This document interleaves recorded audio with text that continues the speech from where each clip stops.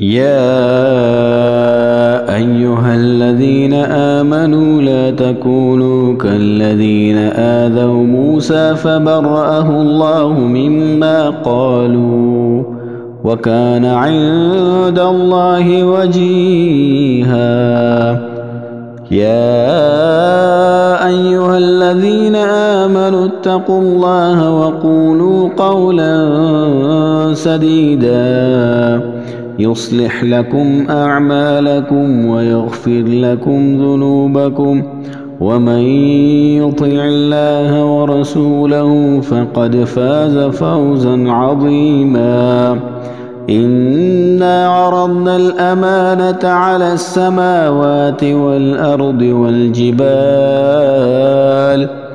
فأبين أن يحملنها وأشفقن منها وحملها الإنسان إنه كان ظلوما جهولا. ليعذب الله المنافقين والمنافقات والمشركين والمشركات ويتوب الله على المؤمنين والمؤمنات وكان الله غفورا رحيما.